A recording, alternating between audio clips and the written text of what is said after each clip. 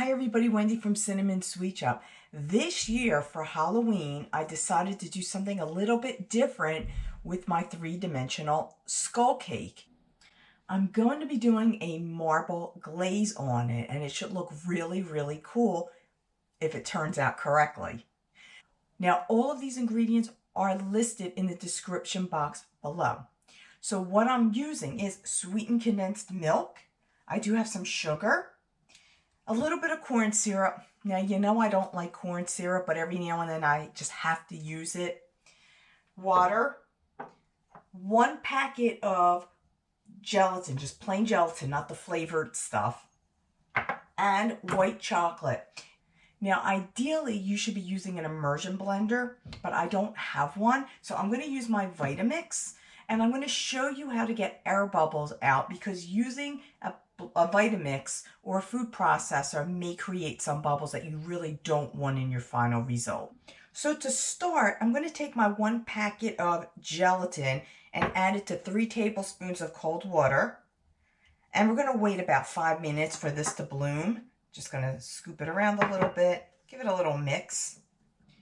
In a pot, I'm going to put about 1/4 cup of water, the sugar, and the corn syrup into a pot, and I want to let this boil. So once it comes to a boil, you want to make sure your syrup mixture is nice and transparent. Remove from heat, and then add in that bloomed gelatin rather.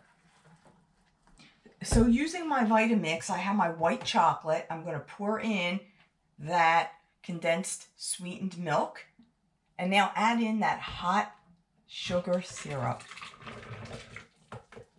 And you want to just blend it. You don't have to put it on a very high speed, just until it's thoroughly melted and mixed together. To eliminate air bubbles, run your glaze through a strainer or a sieve.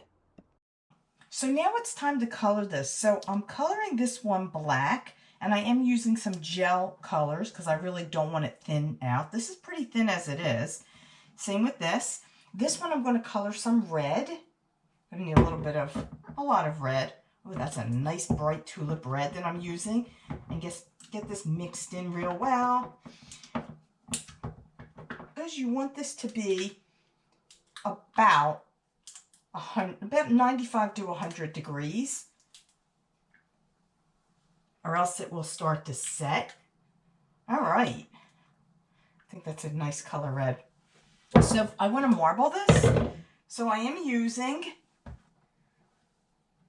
a container with a little spout. Just pour some black in here. I want mostly black. So get that. This is a little messy. Then pour some of the red. Just a little drips of the red. Get some more black on top of that. A little more red.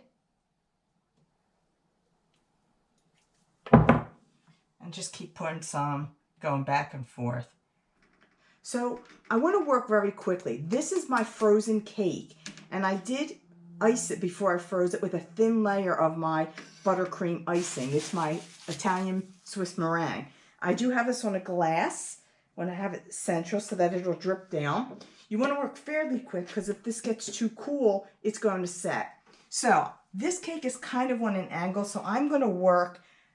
I know you won't be able to see it much, but I'm going to work sort of toward the front to make sure that the features in the front get covered real well, and just pour it around.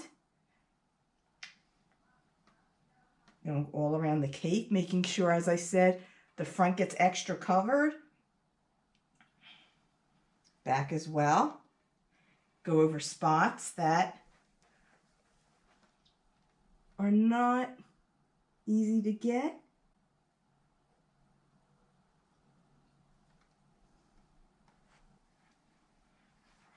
I am going to go over a little bit with some extra red.